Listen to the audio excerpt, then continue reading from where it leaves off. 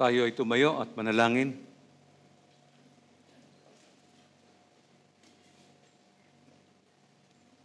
Ama, pinupuri ka namin at sinasamba sa Espiritu at katotohanan. Nagpapasalamat kami sa iyong banal na presensya na patuloy na gumagabay sa bawat isa. Sinasabi ng iyong banal na salita na kung saan mayroong isa o dalawa na nagkakatipon sa iyong banal na pangalan, naroon ka sa kanilang kalagitnaan. We welcome your very presence, Lord God. Patawarin mo kami sa lahat ng aming mga pagkakasala, sa katigasan ng aming mga ulo, sa mga pagsuway at hindi pagsunod sa iyong mga inutos. Sa kabila ng mga ito, nagpapasalamat kami, Ama, sapagkat sa simula pa lamang ng gawain ito, ay agad naming nadama ang iyong banal na presensya, ang iyong habag at pag-ibig, gayong hindi ka namin nakikita. Ano nga ba ang tao sa iyong harapan at binigyan mo ng halaga? Ama, nakikinig kami sa iyong salita, sa tinapay ng buhay na handog niyo sa aming lahat ngayong umaga. Pagpalain mo ang apat na sulok ng bahay-sambahang ito, upang masaganang pagpapala ay makamta ng bawat makikinig. Sa iyo lamang nauukol ang lahat ng kaluwalhatian, ang pasasalamat at mga pagpapala. Tanggapin mo ang aming taos-pusong pagsamba at pasasalamat sa pamamagitan ng pangalan ng iyong anak na si Jesus. Amen. Purihin natin ang Panginoon. Tayo po ay maupo na at nadama ko po ngayong umaga ang isang malungkot at mapait na karanasan. Andun po ako sa likod, marami sa inyo ang hindi sumasamba sa Diyos. Yes. Lahat kayo, karamihan ay 75% ay malata. Hindi ko alam kung saan kayo humuhugot ng lakas. Ang iba sa inyo yung mga nakatayo para mga estatwa, para mga rebulto. Ang iba sa inyo ay hindi pumapalakpak, nakatayo lamang, nakatanghod. Hindi ko alam, parang naghihintay ng tren na darating. Ang iba sa inyo, marami sa inyo ay late. Hindi ito ang dapat nating ipakita sa Diyos. Ngayon ay araw ng linggo, ay araw ng Panginoon. Isang banal na araw na ibinukod ng Diyos para sa mga mananampalataya. Hindi makatwira na dumating tayo sa church ng late. Anong gusto nyo? Tanawin ng Diyos na utang na loob sa inyo yan? Nakalulungkot, mga kapatid. Nakalulungkot. Malata. Umapalak pa kayo, ganyan-ganyan. Ha? Nagpupuri. Sino? Kanino nyo inihahandog yan? Alam niyo, kailangan natin mag-repent, humingi ng kapatawaran sa Diyos, at patawarin yung ating mga pagpapanggap at yung mga ginagawa nating mga pakunwari. Hindi nalulugod ang Diyos sa ganyan. Kahit magbigay pa kayo ng sangkaterbang pera dyan, hindi tatanggapin ng Diyos yan, hindi pagpapalain ng church na ito. Hindi ko po matiis na hindi sabihin sa inyo to. This is my observation. It's been a long, long time now. You always came late to this church. For what? For what reason? Nakakahiya. Nahihiya ako sa sarili ko bilang pastor. Ano inaasahan natin? Yung trabaho ninyo? Yung kinikita ninyo? Yung ba inaasahan ninyo? Hindi ba Diyos ang inaasahan natin? My God. Kailangan ko pong ilabas to. Sapagkat hindi ho ako makakapag-mensahe ng mensahe kung hindi ko to ilalabas. Nagwi-witness ang Holy Spirit sa akin kanina sa likod. Grieve na grieve po ako. Grieve na grieve ako. Malalata ang mga anak ng Diyos. Alam niyo, parang sinasabi sa Diyos, naku, eto na naman kami. Sasamba na naman, wala naman nangyayari sa buhay namin. Talaga? Buti hindi kayo nalalagutan ng hininga. Saliksikin niyo ang mga puso niyo at mahiya kayo sa Diyos. Pagsisihan ninyo yan. Huwag niyong takasan yan, pagsisihan niyo yan. Humingi kayo ng tawad sa Diyos. Humingi kayo ng tawad sa Diyos.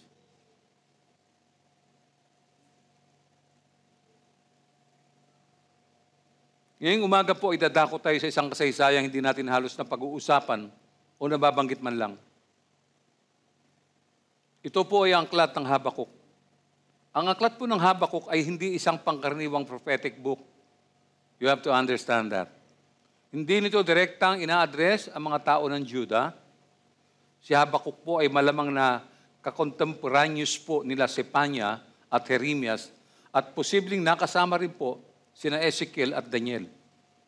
Hindi lang natin narinig ang kanyang pangalan, pero ngayong umaga gusto kong makilala niyo siya ng lubos. Siya po ay nagpropesiya ng hindi lalampas sa katapusan ng paghahari ni Josias. At ngayong umaga, yan po ay mula noong 640 hanggang 609 BC. Alamin natin kung sino si Habakuk at kailan siya nabuhay. Marahil ang ilan sa inyo magtatanong, bakit mahalaga ang aklat ng Habakuk? Ipinababatid po ni Habakuk sa mga mambabasa ang isa sa kakahanga-hangang seksyon ng buong kasulatan. Dahil dito po, naglalaman ito ng mahabang pag-uusap sa pagitan ni Habakuk at ng makapangyarihang Diyos.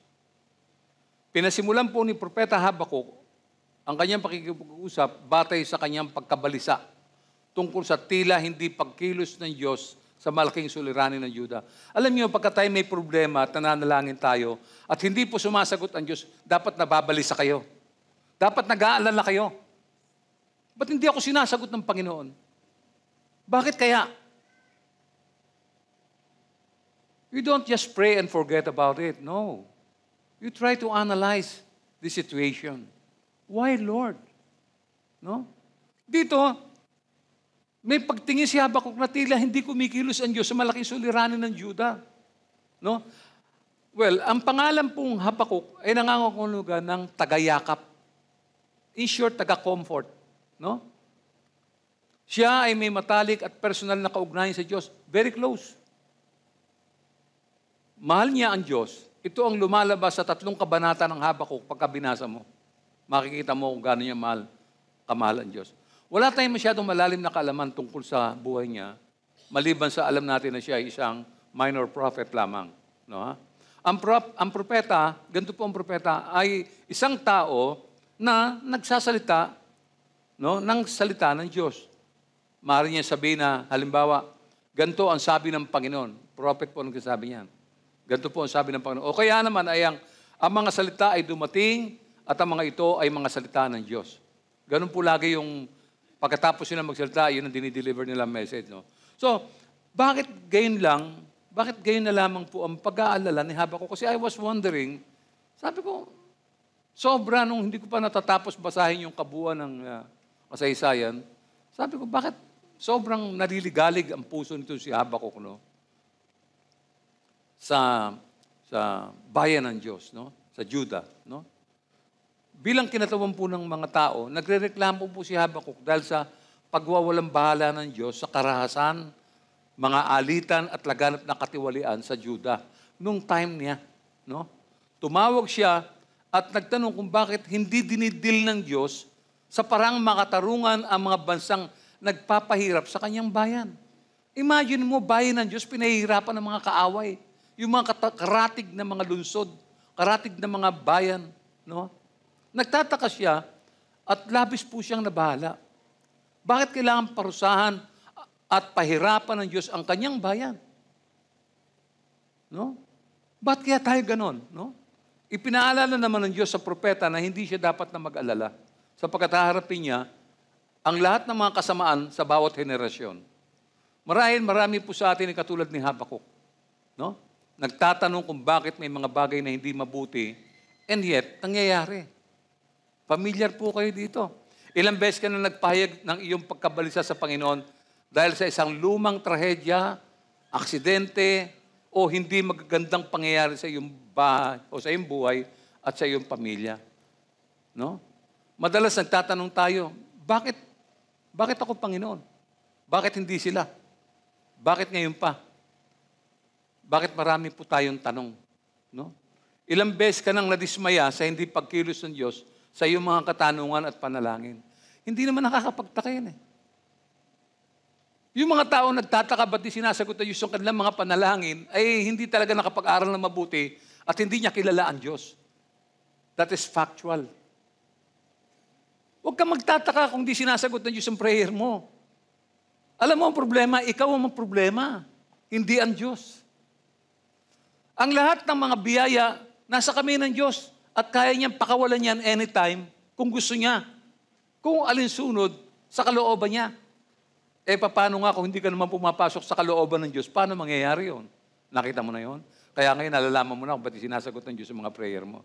Bakit pray ka ng pray ka ng pray, hindi naman sinasagot ng Diyos? Gisingin mo ang diwa mo. Attend ka ng church, pero wala naman nangyayari sa'yo. Kaya hindi ka makapalakpak, hindi ka makapagpuri sa Diyos, malata ka. Get mo? No?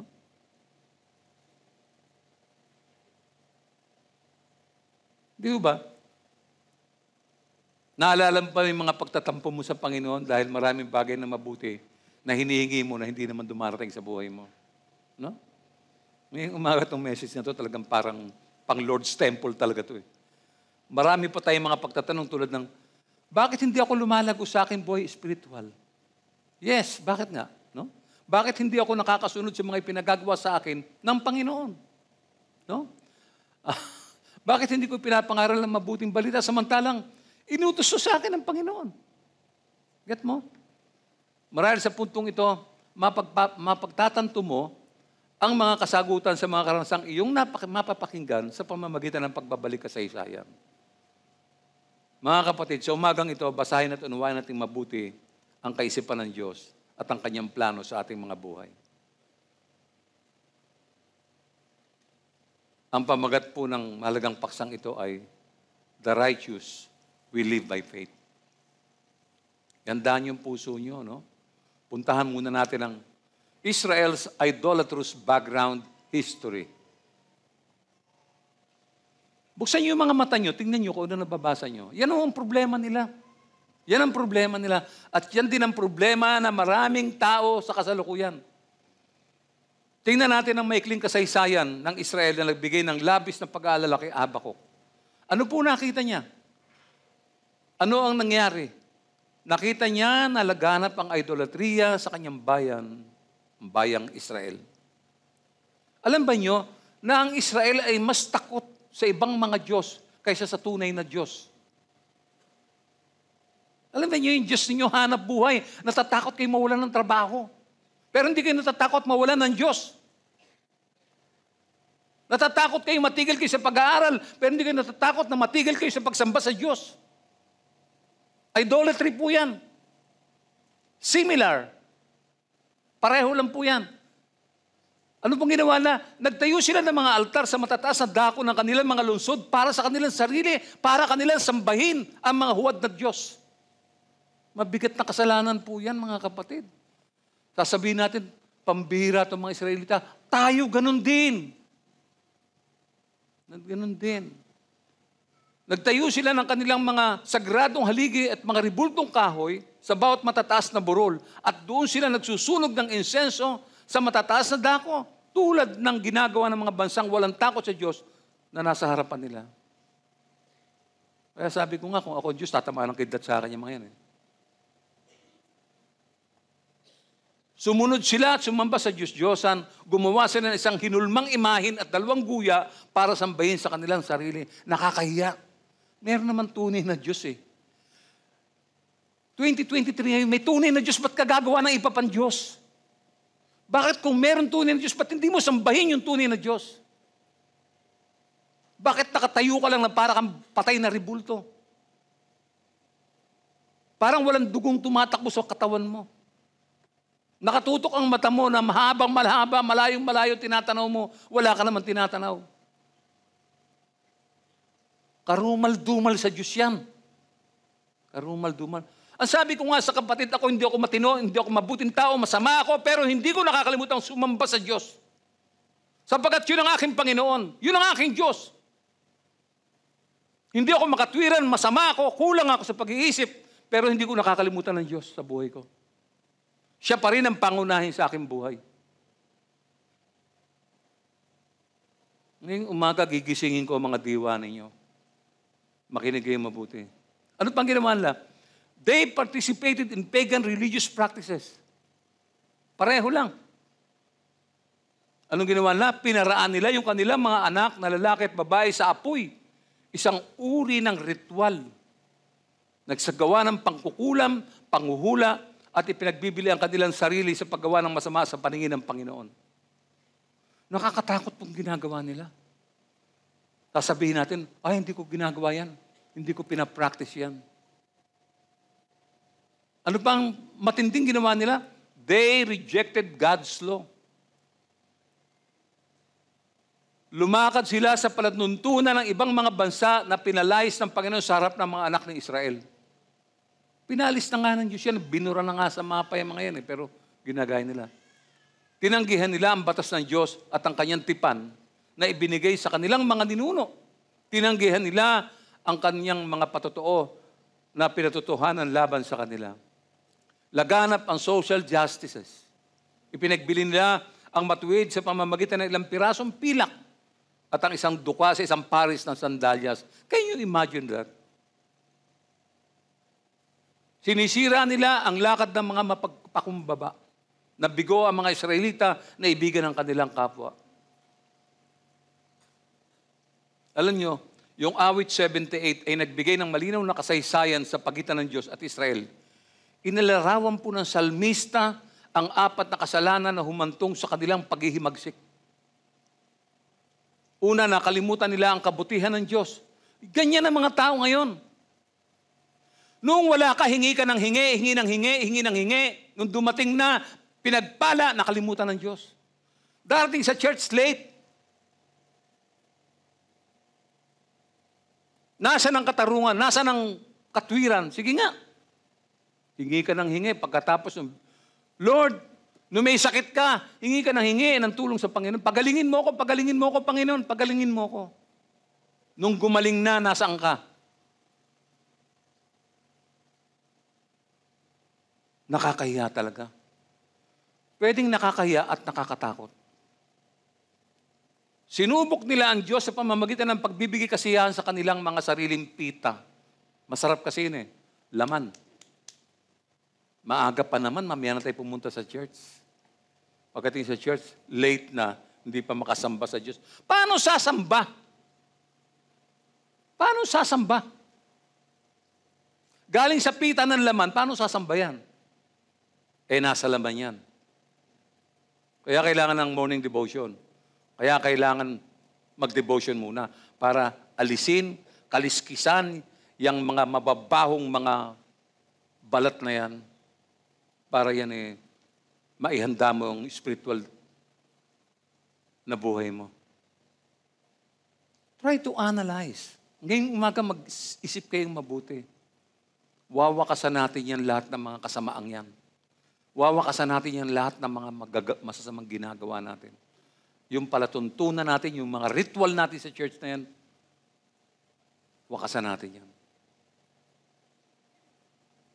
Nakikipaglaro sila ng moral na taguan-pong sa Panginoon. Now you see Him, now you don't. Mga pagkukunwari, naglilingkod lamang sila sa Kanya nang matuklasan lang hindi nila siya matatakasan. Finally, nakita nila hindi sila makakatakbo eh. Saan ka pupunta? Saan ka magtatago? Kaya mong takbuhan ng Diyos? Sino sa inyo makakapagtago sa harapan ng Diyos? Sige nga. Sinamba nila mga Diyos-Diyosan sa halip na ang tunay na Diyos sa gitna ng kanilang buhay. Israel did not see the whole picture. Likewise, the church doesn't see God.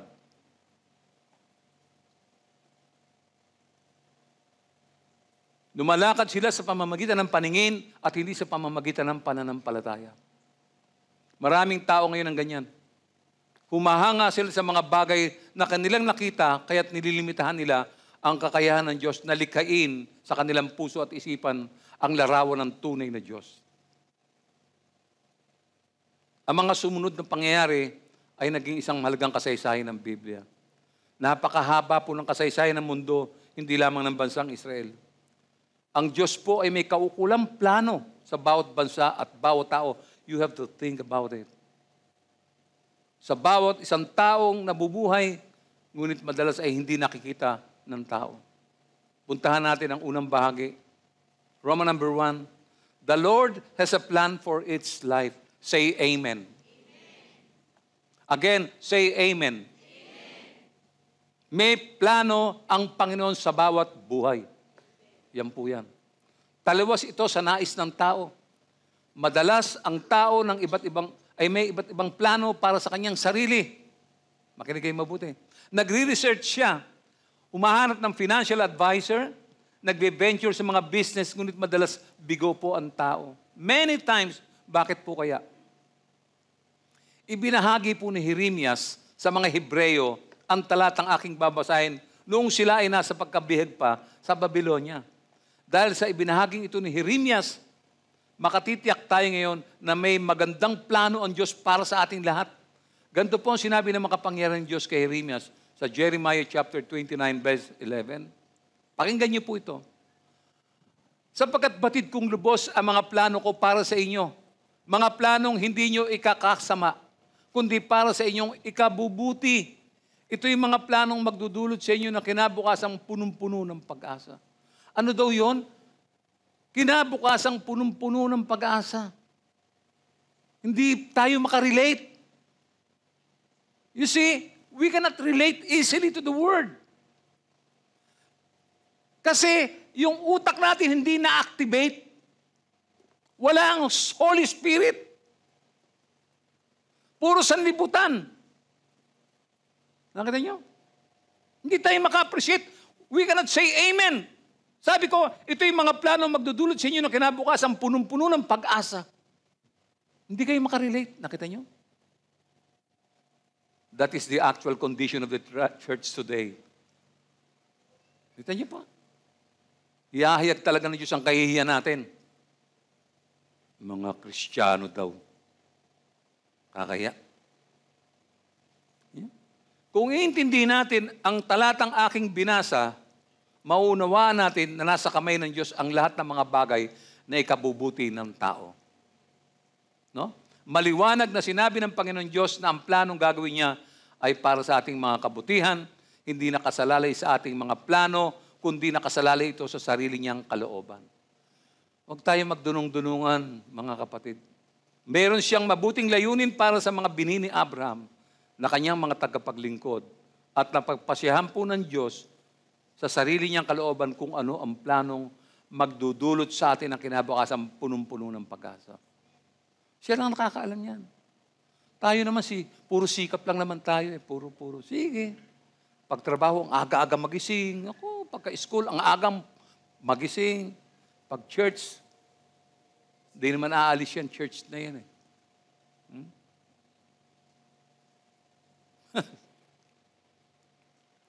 Hindi po nangangahulugang pinarusahan ng Diyos ang kanyang bayan ay upang burahin at alisin ang Israel sa lupa. Hindi po. Hindi, kundi upang wakasan ang kanilang mga kasamaan, ang kanilang mga walang saysay na balak at plano. Hindi kasi ganoon ang mag-isip ang Panginoon. Sa aklat po ng Kawikaan, maliwanag na mababasa natin ang posisyon ng makapangyarihan Diyos. Kung babasahin natin yung Kawikaan 16:9, ito mababasa natin. Ang tao ang nagbabalak, ngunit si Yahweh ang nagpapatupad. Nakita niyo ang linaw? Sige nga, labas mo lahat yung plano mo. Sige. Labas mo lahat ang plano mo. Ang tao ang nagbabalak, ngunit si Yahweh ang nagpapatupad niyan. Intindihin mong mabuti yan. Kaya puro kasikap na sikap . No? Maaari tayo magplano ng anumang aspeto sa ating buhay.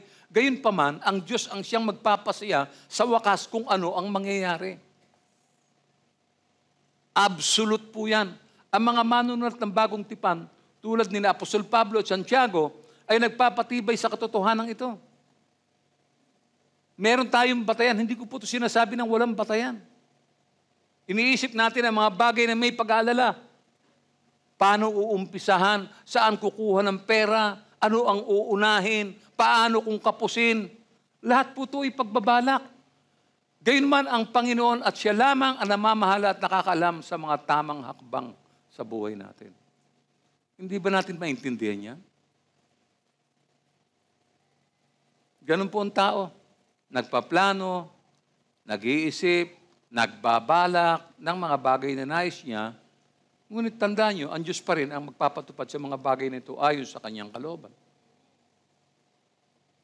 Akala natin magaling tayo . No? Nakapag-aral tayo. Nakatapos, merong diploma sa bahay, Pinagmamalaki niya sa mga bisita niya lagi. Nakalagay sa Facebook at kung saan-saan pa. Ikinararangal niya ito. Tumigil ka. Wala dyan ang kinabukasan mo. Salamat sa Diyos at maagang pinaunawa sa akin yan eh. Mayabang din kasi ako eh. Pero nakita ko yung mga kamalian ko, yung kayabangan ko, hindi magbubunga ng mabuti. Kailangan pala ipasakop ko ang sarili ko, ang buong buhay ko, lahat sa Diyos. Kung ano ang kalooban niya, sundin ko. Yun lamang ang pinakawasto. Kita niyo? Kaya sa puntong ito, marami pong pagtatanong na ginawa si Habakuk sa Diyos. Sige, tunghayan natin yung mga pagtatanong niya. Letter A, Habakuk's question. Basahin po natin to. Mahaba-haba po to. Chapter 1, verse 1 to 4. Ang aklat na ito ay naglalaman ang payag ni Yahweh sa pamamagitan ni Propeta Habakuk. Inireklamo ni Habakuk ang kawalang katarungan. Ang sabi niya, O Yahweh, hanggang kailan ako hihingi ng tulong sa inyo bago ninyo ako dinggin, bago ninyo ako iligtas sa karahasan? Bakit puro kaguluhan at kasamaan ang ipinapakita mo sa akin? Sa magkabi-kabilay na ganaganap ang pagwasak at ang karahasan. Laganap ang karahasan at ang labanan. Ang batas ay walang bisa at walang pakinabang at hindi umiiral ang katarungan. Sa husgado ay laging natatalo ang masasama. Natatalo ng masasama ang walang kasalanan, kaya't nababalkot ang katarungan. Nangyayari pa po ngayon yan. Alam niyo, sa puntong ito, durog na durog po ang puso ni Habakuk dahil sa ginagawang kasalanan ng Juda sa Diyos kung bakit nagkakaganyan sila. Bakit may mga social injustices? Diba? Nalungkot din siya dahil tila pinabayaan na ng Panginoon ang kanyang bayan. Di ba? Bayan ng Diyos yan eh. Ba't pinababayaan ng Diyos yan? Ang tingin niya, walang ginagawa ang Panginoon Diyos tungkol dito. Tinanong ni Habakuk ang Panginoon kung gaano katagal pahihirapan ng masasama ang matuwid. O kaya kailan mahayag ang kanyang batas at ang paggawa ng walang saysay na paghatol. At sa kanyang pagpapatuloy, puntahan natin yung verse 2. O Yahweh, hanggang kailan ako hihingi ng tulong sa inyo bago ninyo ako dinggin, bago ninyo ako iligtas sa karahasan? Maraming ganyang Kristiyano nagpipray ng ganyan. Lord, hanggang kailan matatapos tong hirap ng buhay namin, Lord? Nag-church naman kami, Panginoon. Tinanggap ka na naman namin sa aming puso. Yan ang akala natin kasi katwiran na yun. Madalas ganyan ang tao no? Kapag may hinaharap na anumang problema. Maraming mga tanong. Noong siya ay masagana, hindi niya naalala ang Diyos. Hindi niya naalala saan nagaling. Galing siya sa gapang, ngayon nakatayo na, ang galing na, no, ha? Nakakatakbo na, mabilis nang tumakbo. No, pagkatapos magtatanong, bakit nangyari sa amin to, Lord? Bakit mo kami pinabayan? Bakit kami nagkukulang? Masikap naman kami at masipag, pero bakit hirap na hirap pa rin kami? Familiar, ano? Bakit yung mga hindi naman sumasamba sa iyo ang siyang umuulad samantalang kami naghihirap? Sino sa inyo? Ilan sa inyo ang nagsalita na ng ganyan? Bakit yung mga unbeliever umaasenso, ba't kami? Hindi. Bakit nga ba? Kasalanan ba ng Diyos yun? Nagpabaya ba ang Diyos? Kung minsan, kapag nagtatanong ang tao, akala mo nasa katwiran. Akala mo tama yung pag-iisip niya, no? Halatang kulang sa pag-iisip at nagdudunong-dunungan sa harap ng Diyos. Narinig po ng Panginoon ang mga pagtatanong ni Habakuk, hindi po siya bingi. Nalalaman niya ang kasalanan ng Juda. Yung binanggit ko na, yung ginawa nila, malaking insulto sa Diyos yun. Sa katunayan, inihanda po na ng Panginoon ang kahinatnan ng kanilang mga kasalanan.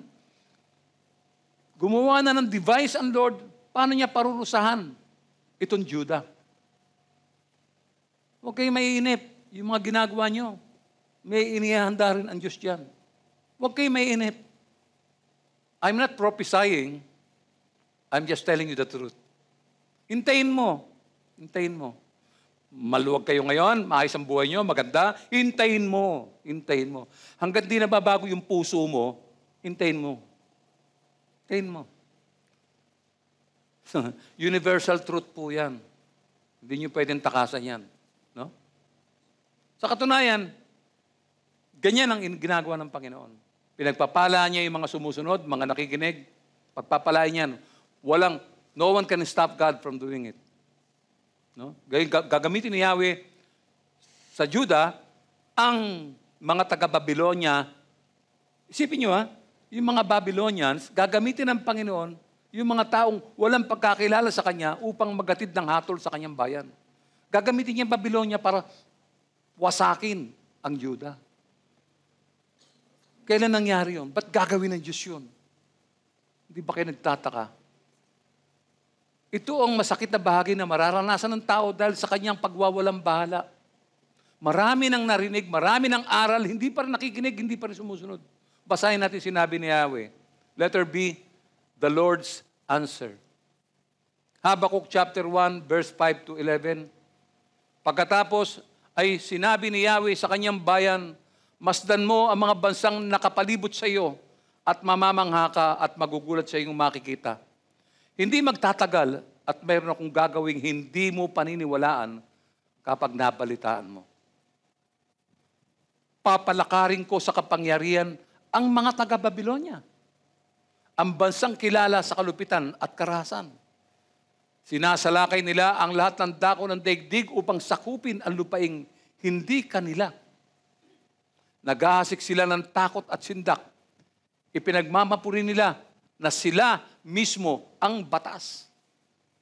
Ang mga kabayo nila ay mas mabibilis kaysa mga leopardo, mas mababangis kaysa mga asong gubat pagsapit ng gabi. Ang kanilang mga mangangabayo ay rumaragasa mula sa malalayong lupain para silang mga agila na dumadagit sa kanilang biktima. Ang kanilang mga hukbo ay marahas na sumasalakay at lahat ay nasisindak habang sila'y nananakop. Di mabibilang na parang buhangin ang kanilang mga bihag. Hinahamak nila ang mga hari at walang pinunong iginagalang. Pinagtatawanan lamang nila ang bawat muog sapagkat ito'y kanilang nilulusob at madaling nakukuha. Pagkatapos ay nagpapatuloy silang parang malakas na hangin. Walang dinidiyos kundi ang sarili nilang lakas. Dinidescribe ng Panginoon kung gaano kalakas itong Babylonia. Itong Babylonia itong gagamitin ko para sa inyo. Kayong mga matitigas ang ulo. Makapangyarihan ng Babylonia, advanced sila, technologically, lahat, economically, mayaman, gagamitin nila yung Babylonia para lang hatulan yung kanyang bayan. No? So what happened? Natuwa ba si Habakkuk? Letter C. Habakkuk was in dismay. Nagreklamo si Habakkuk dahil tila walang malasakit sa kanyang panalangin at pagsusumamo. Napansin din natin na ang panalangin ni Habakkuk ay hindi makatwiran. Ngunit tanggapin man natin o hindi, nanalangin siya mula sa kanyang puso. Ang sagot na binigay ni Yahweh sa kanya ay pareho nakakagulat at nakakabahala. Hindi na-expect nitong propetang ito na ganito ang gagawin ng Diyos. Mahal niya ang bayan niya eh. Diyan nagbuhat, diyan niya itinalaga ang kanyang kaisa-isang anak na si Jesus. Mahal niya yung bayan na yan. And yet, look, nakakagulat at nakakabahala. Madadama natin ang pagkadismaya ni Habakkuk noong oras na yon. Palay ko na-depress siya, siguro. Hindi siya makapaniwala sa kanyang narinig. Bakit gagamitin ni Yahweh ang Babylonia para hatulan ang kanyang bayan? Magtataka pa ba tayo? Bakit nga pahihirapan ng Diyos ang kanyang bayan at ang gagamitin niya ay ang kaaway ng kanyang bayan? Samantala, alam natin mula sa kasaysayan na ang mga taga-Babylonia ay sukdulang makasalanan at kakilakilabot. Well, obviously, alam natin ang dahilan kung bakit makakatikim ng parusa ang bayan ng Diyos. Pero sa puntong ito, hindi pa po nauunawaan ni Habakuk ang sinasabi sa kanya ni Yahweh. Kaya, nagpatuloy siya sa kanyang pagtatanong at pagsusuma mo, basahin po natin, 12 to 13. Sabi niya, "O Yahweh, kayo ay Diyos na walang hanggan. Kayo ang aking Diyos, banal at magpakailanman. O Yahweh, aking Diyos at tanggulan. Pinili ninyo ang mga taga-Babilonya at sila'y inyong pinalakas. O batong matibay, inilagay mo sila upang kami pahirapan, upang kami parusahan. Ngunit paano ninyo natitiis ang mga taksil at masasamang taong ito? Napakabanal ng inyong paningin upang masdan ang kasamaan. Hindi ninyo matitiis ang mga taong gumagawa ng mali. Bakit hindi kayo kumikibo, gayong pinupuksa nila ang mga taong higit na mabuti kaysa kanila?" Akala nila kasi mas mabuti pa sila kaysa sa mga taga-Babilonya. Kasi parang tayo, mga Christian naman kami. Sila mga hindi Christian, kaya kami mabubuti. Sila hindi. Mali tayo, saliksikin natin ang buhay natin kung Christian tayo. Mali yung mga assumptions natin o presumptions. Tingnan mo kung Christian ka. Tingnan mo kung kay Jesus ka. Tingnan mo kung siyang hari ng buhay mo. Huwag kang magmaang-maangan.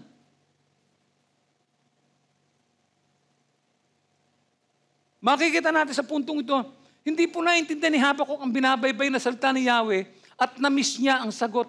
Kaya patuloy siya sa kanyang pagtatanong. Sundan natin yung tanong niya sa 14. Anong sabi niya?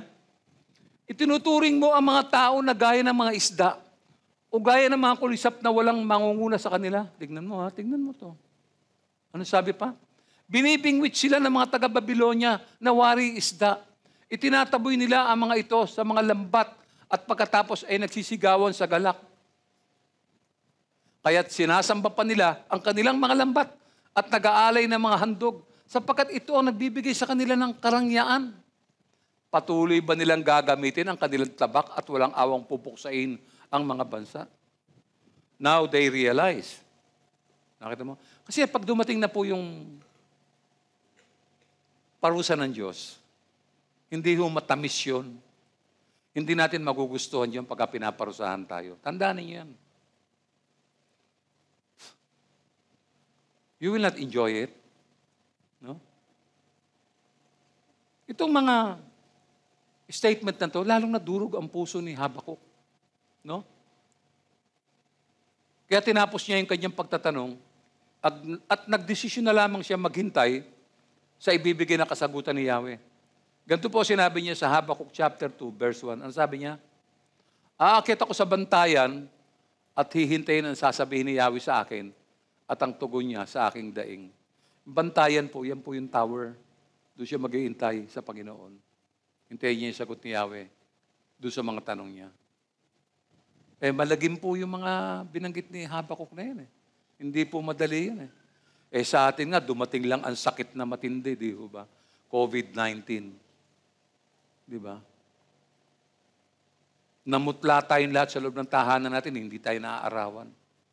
May mga taga-bili tayo ng pagkain. Kakapiraso lang yan, COVID-19 pa lang yun. Hindi pa nga lumalabas yung dugo sa gripo ninyo. Di ba? Kaya kulang ng aral ang Kristiyano. Kulang ng, kailangan minsan isang araw umulan ng pako. Ditres na pako. Oh. Alam mo, nung nag-iisip ako, sabi ko, kung Diyos ako, lagot sa akin itong mga lintik na ito. Sabi ko, may mga tamad, tatamaan sa akin lahat yan. Oh. Yun po kung Diyos ako, hindi naman ako Diyos . Siyempre, nakikita ko yung kasalanan ng Juda, nakikita ko yung kasalanan ng church. Sa tingin nyo, ignorante ang pastor ninyo, hindi ko alam ang nangyayari sa church? Yun ang akala ninyo? Nakikita ko nadadama ko. Nananalangin tayo, wala naman laman. Nagpe-pray tayo, nagpe-fellowship tayo. Di ba? Nakakahiya sa harapan ng Diyos yun. Ano? Sa tingin mo, makakaiwas ka? Habang nananalangin ka, ang Diyos wala? Sabi ng aklat kanina, binasa ko, 2 or 3 that gathers in my name, I am in your midst. Narinig lahat ng Diyos yung pinag-uusapan natin. Wala hong nalilingid sa Diyos dyan. Kaya alam niya, nasa laman tayo.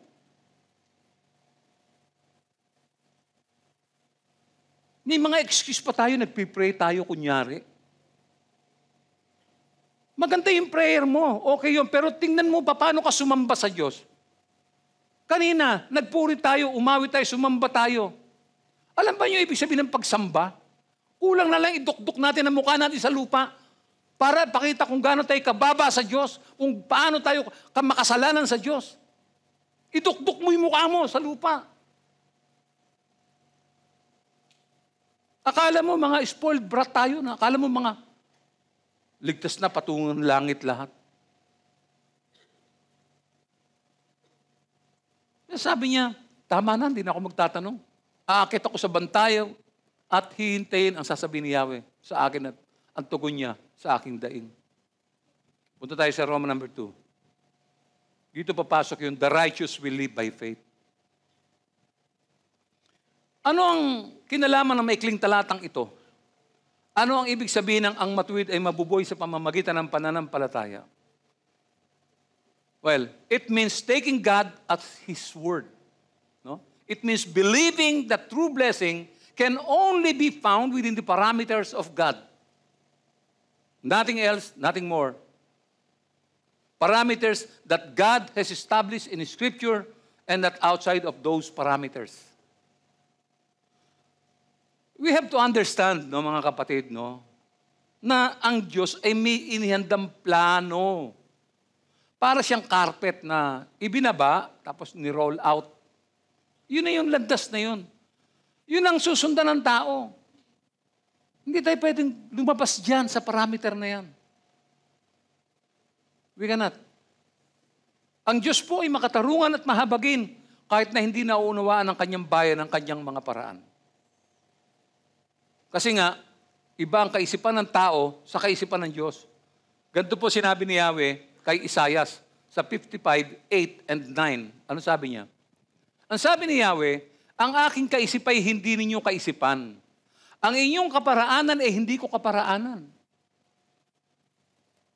Kung paano ang langit ay mas mataas kaysa lupa, ang aking kaparaanan ay higit kaysa sa inyong kaparaanan, at ang aking kaisipan ay hindi maabot ng inyong kaisipan.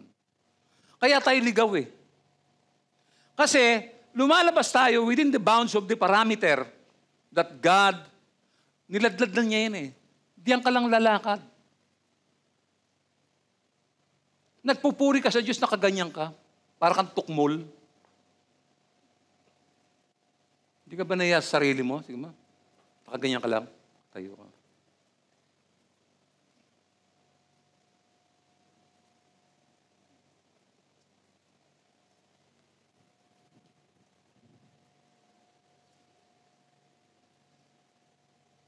Malayo, mga kapatid. Malayo man. Magbago tayo. Alam nyo, kailangan natin ng prayer and fasting. Wala, malayo na talaga. Malayo na. Lumipas na. No?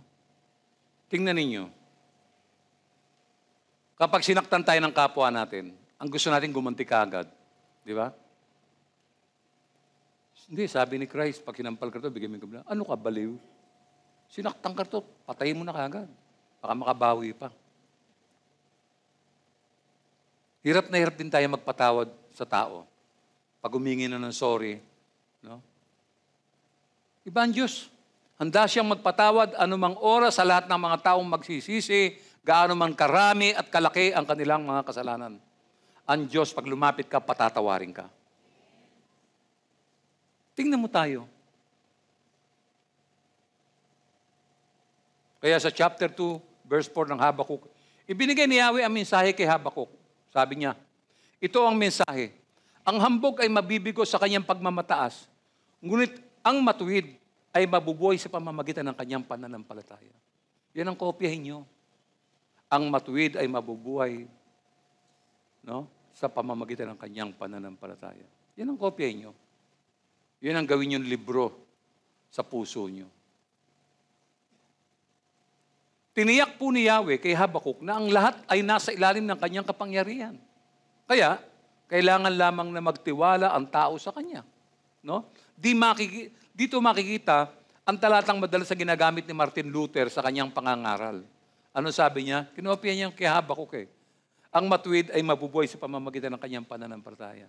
Siya ang nag-e-echo niyan, si Martin Luther. Ano po? Hinihikayat tayo ng makapangyarihang Diyos na magtiwala sa Kanya. Nais ko pong paalalahanan ng pamilya ng Lord's Temple Church at ang lahat ng mga tao na makakapanood ng mensaheng ito na huwag kalilimutan ang lahat ng inyong pinagdaanan. Huwag niyong kalimutan yung nakalipas. Matuto tayo. Nilikha ng Diyos ang lahat ng bagay para sa ating kapakinabangan. Ang langit, ang lupa at ang karagatan ay saksi sa lahat ng ito. Huwag ninyong unahin ang anumang bagay sa buhay na ito kaysa sa Diyos. Matuto tayo sa mga nagdaang aral na ibinigay ng Diyos sa bayang Israel. Kaya nandiyan ang Israel para makita natin, para maimulat natin ang ating mga mata at makita natin ang kasaysayan at matuto sa mga kasaysayang nakaraan. Siyempre, sino bang ayaw umunlad? Sabihin natin, tahasan. Sino bang ayaw yumaman? Kasi pag mayaman ka, marami kang magagawa. Unang-una, alam na alam mo na yung kaimanan yan, hindi naman sa'yo, galing sa Diyos yan. At kaya ka binigyan yan to administer, para pangalagaan yan, pangasiwaan. At para doon sa mga pangangailangan ng church, sa iglesia, sa mga kapatid at kung sino-sino man na nangangailangan ng tulong. Kaya tayo binibigyan ng labis ng Diyos para ipantulong din sa iba. Hindi pang sarili, hindi pang gadget yan.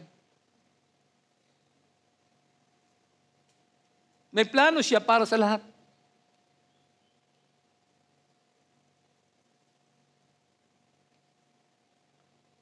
May plano siya sa ating pamilya at sa ating bayan, pero kailangan natin sumunod sa lahat ng layunin niya. At kung tayo man ay pinagsasamantalahan, inaabuso, sinisiraan at pinagtatawanan, tandaan natin, hindi kalilimutan ni Yahweh ang kanyang mabigat na hatol sa masasama. Meron tayong tagapaganti. Hindi tayo kailangan gumanti. No? Yung tao pagka inaabuso ka, susuguri mo, hindi mo kailangan gawin yan. Hindi mo kailangan gawin yan. Pag inaatake ka, sinasamantala ka, hayaan mo siya. Gising ang Diyos. Nakikita ng Diyos yan. Hindi ka gaganti. Hindi mo kailangan yan. Pag yan ay sinuntok mo, sasaktan mo pa kamay mo eh. O, sinapak mo, nabalian ka pa ng daliri. Aray ko. Alam niyo? Gising na ho ba kayo? Baka may mga natutulog pa eh. Ang kailangan, taasan ko pa ng konti yung decibel. No? Puntahan natin yung letter A. Ano po sabi ng letter A? Woe to the wicked. Wickedness will eventually be punished, and the righteous will ultimately see God's justice. Ayan, yan yung mga nakaka-comfort sa atin, mga kapatid. Nagpatuloy po ng mensahe si Yahweh kay Habakuk sa chapter 2, verse 5. Mahaba po to. Ang kayamanan ay mandaraya. Ang ganid sa salapi ay hindi makukontento.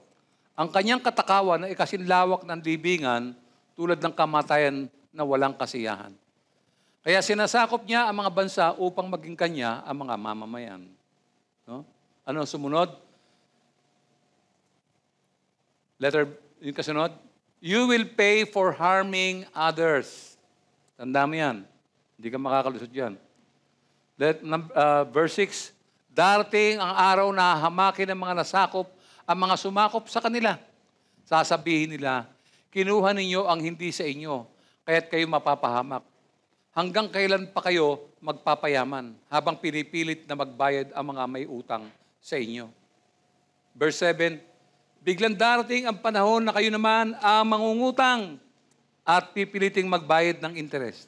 Darating ang inyong kaaway at sisindakin kayo pag nanakawan nila kayo. No? Verse 8, sinalanta ninyo ang maraming bansa at yan din ang gagawin sa inyo ng mga nakaligtas. Uusigin kayo dahil sa dugong inyong pinadanak. Dahil sa inyong karahasan sa mga tao, sa daigdig at sa mga lungsod nito. So anong gagawin mo? Anong mangyayari sa iyo? You will pay for being greedy and arrogant. Verse 9, mapapahama kayong mga nagpayaman ng inyong pamilya sa pamamagitan ng inyong mga ninakaw. Ngayon, nagsisikap kayong ilayo sa kapahamakan at panganib ang inyong sambahayan. Ang inyong mga pagbabalak ang nagbigay ng kahihiyan sa inyong sambahayan. Winasak ninyo ang maraming bansa, kaya kayo naman ngayon ang wawasakin. Niyo? Sisigaw laban sa inyo ang mga bato ng pader at aalingaw-ngaw sa buong kabahayan. Ano po mangyayari? Anong magbabayaran mo? You will pay for your bloodshed. Verse 12 hanggang 14, mapapahama kayo. Nagtatag kayo ng lungsod sa pamamagitan ng kasamaan. Itinayo ninyo ang bayan sa pamamagitan ng pagpatay. Ang mga sinakop ninyong bansa ay nagpakahirap sa walang kabuluhan at lahat ng itinayo nila ay natupok sa apoy. Si Yahweh na makapangyarihan sa lahat ang gumawa nito. Diyos ang gaganti. Diyos ang gaganti. No? Verse 14, subalit ang buong mundo ay mapupuno ng mga taong kumikilala at dumadakila kay Yahweh kung paano ang karagatan ay napupuno ng tubig. Ano pa ho ang mga pagbabayaran? You will pay for drunkenness and violence. No? Verse 15, mapapahama kayo. Pinainom ninyo ang inyong mga kalapit bansa ng alak na tanda ng inyong pagkapuot. Nilasing ninyo sila at hiniya ng inyong titigan ang kanilang kahubaran. Malalagay rin kayo sa kahihiyan at hindi sa karangalan. Iinom din kayo at malalasing. Ipapainom sa inyo ni Yahweh ang inyong kaparusahan at ang inyong karangalan ay magiging kahihiyan. Hinubaran ninyo ang kagubatan ng Lebanon, ngayon kayo naman ang huhubaran. Pinatayin ninyo ang mga hayop doon, ngayon kayo naman ang sisintakin nila. Uusigin kayo dahil sa dugong inyong pinadanak, dahil sa inyong karahasan sa mga tao, sa daigdig at sa mga lungsod nito. Alam mo yan, yan ang gagawin niya sa Babylonia. Kasi akala ni Habakuk, walang ginagawa ang Diyos. Ginamit lamang ng Diyos ang Babylonia para parusahan ang Juda, ang Israel. Pero ang hindi niya alam, pagkatapos ito, pag hindi kayo natuto, o dapat matuto kayo, pag kayo pinarusahan ng Diyos, dapat magbalikwas na kayo. Magsisi na kayo sa mga kasalanan nyo at magbago ng buhay. Magbago ng isip. Tapos babalingan niya itong Babylonia at itong ginagawa niya. Itong gagawin niya. Ano pa yung pagbabayaran ng Babylonia? You will pay for idolatry. Verse 18 and 19. Ano ang kabuluhan ng Diyos-Diyosan? Makinig kayong mabuti. Tao lamang ang gumawa nito. At pawang kasinungalingan ang sinasabi nito. Ano ang ginagawa nitong mabuti upang pagkatiwalaan ng gumawa? Ito ay isang Diyos na hindi man lang nakapagsasalita. Mapapahama kayo. Ginigising ninyo isang pirasong kahoy. Pinababangon ninyo isang bato. May papayag ba sa inyo ang isang Diyos-Diyosan? Maaaring ito'y nababalot ng pilak at ginto, ngunit wala naman itong buhay. Yan ang practice ng mundo. Yan ang practice ng Pilipino. Ng mga simbahang malalaki. Yan ang practice nila. Yan po yung sumpan darating sa kanila. Ano pong sumunod na sinabi niya? The Lord is in His holy temple. Verse 20, si Yahweh ay nasa kanyang banal na templo, tumahimik ang lahat sa harapan niya. Manahimik ang buong sanlibutan sa kanyang presensya. It's about time to keep our silence. Ipinahayag ng Diyos na nakikita niya ang ginagawa ng masasama. Alam niya ang ginagawang kapigatian laban sa kanila. Alalahanin ang sinabi ni Habakuk na mas masahol pa po sa Babylonia kaysa sa kanila. Mas masahol pa po ang Babylonia kaysa sa kanila. Totoo ang Juda ay masama, ngunit ang mga taga-Babylonia ay mas masahol pa nga sa kanila. Ang sagot ng Diyos ay simple lamang. Nakikita ng Diyos ang kanilang masasamang gawa, walang makakataka sa kanyang puot. Pagbabayaran po ng mga Babylonia ang kanilang kasamaan. Sa mga kasawiang ito ay mapapansin natin na inilalarawan ng Diyos ang pagganti sa masasama sa kanilang mga ginagawa. Sinabi rin ng Diyos na ang mga may utang ay babangon laban sa mga gumagawa ng kayamanan sa pamamagitan ng mga hindi makatarungang mga gawain. Ipinakita rin na ang Babylonia ay lolooban ng mga tao dahil dinambong nila ang kanilang lupain. No? Painumin ng Diyos sa kanilang kahiyan ang mga nagdudulot ng pagkalasing sa iba. Ang karahasan na kanilang ginawa ay ibabalik sa kanila. Ano po yan? Nangyari na po yan. Tahimik pong nakikinig si Habakuk habang nagsasalita si Yahweh. Sa wakas dumating po ang pagkaunawa sa kanya. Ngayon, finally, naintindihan na niya. Ano naging konklusyon ni Habakuk?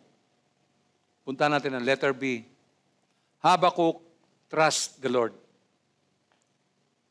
Akala niya kasi nung una, bakit ganun? Ba't yung bayan pahihirapan?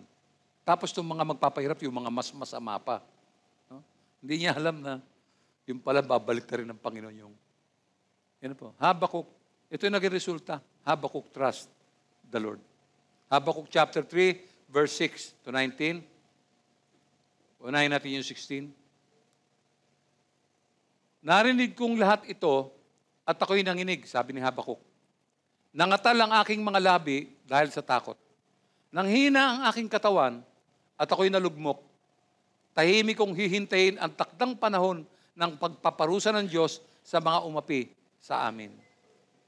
Dito po, inilalahad po ni Habakuk na ang nararapat na tugon ng tao sa makapangyarihan Diyos. No? Kailangang kilalanin natin ang sarili nating kahinaan at mababang katayuan sa harap ng Diyos. No? Samantala, ipagtatanggol ni Yahweh ang kanyang katwiran at sa huli, kakalingain niya ang isang bayang tunay na nagsisisi. No? Kaya, ganito naman ang buong tiwalang sinabi ni Habakuk sa harapan ni Yahweh. Ano sabi ni Habakuk sa Diyos nung matapos niyang marinig? Bagamat di namumunga ang puno ng igos at hindi rin namumunga ang mga ubas, kahit na maantala ang pamumunga ng olibo at walang anihin sa mga bukirin, kahit na mamatay lahat ang mga tupa at mawala ang mga baka sa kulungan, magagalak pa rin ako at magsasaya dahil si Yahweh ang Diyos na magliligtas sa akin.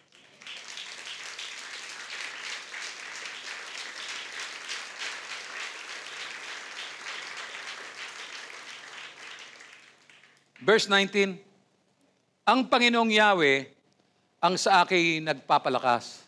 Tulad ng usa, tiyak ang aking mga hakbang. Inaalalayan niya ako sa mga kabundukan. Alam niyo, mga kapatid, may darating na hatol sa ating lahat. Hindi ko alam kung anong gagamitin niya. Baka China. Baka China. No? Pag dumating yung mga Chinese ito, kawawa kayo. Kawawa tayo.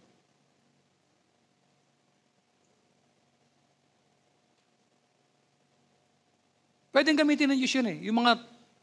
Yung bansang hindi nakakakilala sa Kanya, ang gagamitin niyang magpapahirap sa atin. Huwag natin hintayin yun, mga kapatid. Sabi ko nga nung isang araw, binubuhay natin ang China ngayon sa pamamagitan ni Lazada at saka ni Shopee. Wala na silang hanap buhay sa China ngayon. Nagsialis na yung malalaking kumpanya ron. Lahat, wala na ron. Yung mga symposium nila, yung mga display at mga kung ano-anong inorganize nila, walang dumating. 2 calling card lang na ibigay. Oh, bagsak na bagsak sila. Binabaha sila, nadurog ang bukirin nila, nasira ang mga bahay, ang mga kotse na tangay ng malakas na bagyo at ng ilog. Nako. Wala po. Sad-sad sila ngayon. Kaya, hindi natin mayaalis na uminit ang ulo niyan. At baka maghanap ng dama yan. Biglang salakayin yung Palawan. Ay, ang lapit lang eh. Lapit lang. Baka biglang uminit ang ulo niyan, salakayin tayo at bababa po yung judgment sa atin lahat. Ang dami natin dapat ipag-pray. Maging seryoso ka sa pagpupuri sa Diyos, pagsamba. Naintindihan mo ako? Huwag ka nakaganon.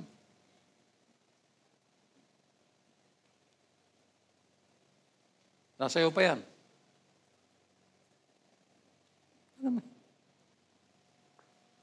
Ginoo. Karumal-dumal yan. Huwag mong gagawin yan sa harapan ng Diyos. Tatayo-tayo kayo para kayong mga tuod. Huwag niyong gawin yan. Malaking insulto sa Diyos yan. Hindi tayo pinalaki sa simbahang ito na mag-asal ganyan.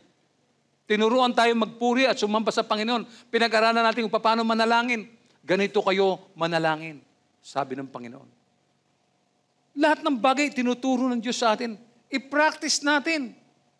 Huwag natin kaligtaan. At yung mga late, binibigyan ko kayo ng warning.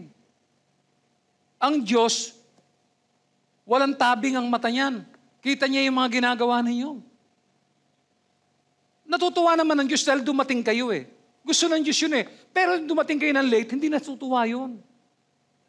Paano nyo bibigyan ng ngiti ang labi ng Panginoon kung ganyang kadarating ka sa church, late ka? Tapos na yung awitan, saka ka uupo rito. Tapos, nako. Ulitin ko po yun. Verse 18. Magagalak pa rin ako, sabi niya, at magsasaya dahil si Yahweh ang Diyos na magliligtas sa akin. Amen? We can clap the second time around. Diba?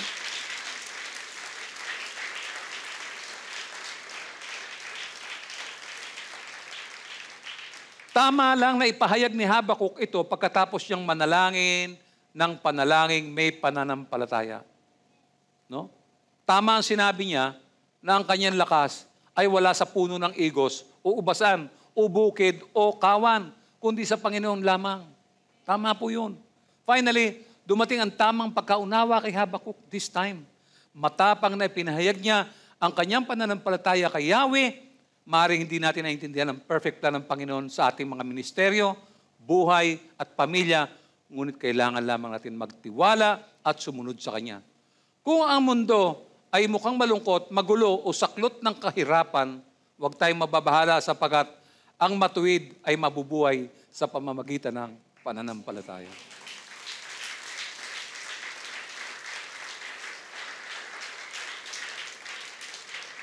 Sa akin pong pagtatapos, no? Marami ako natutunan sa Panginoon. Hayaan yung ilahad ko ngayong umaga. Siya ay gumawa ng kamangamangang plano na hindi ko akalain.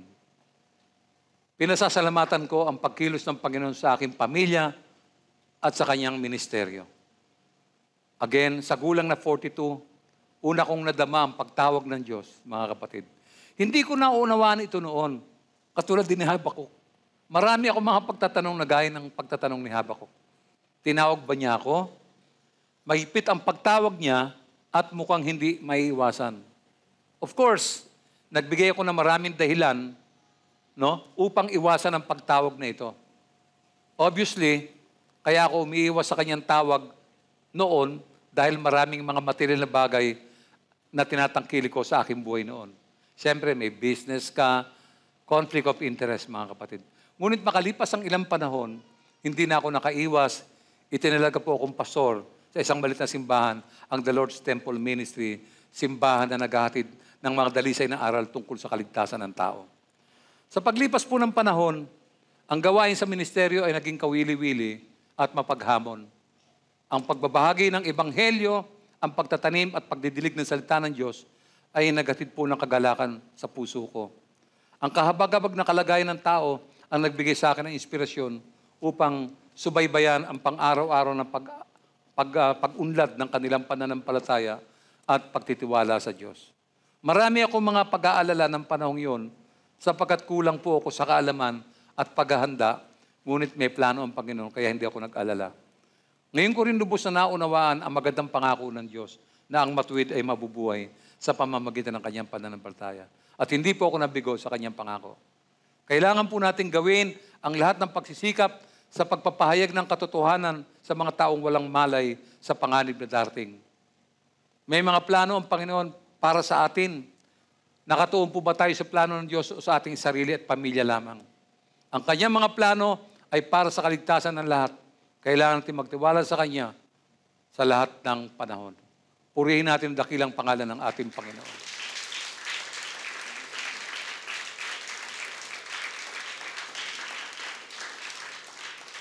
Tayo po ay manalangin, nandiyan ko tumayo ang lahat.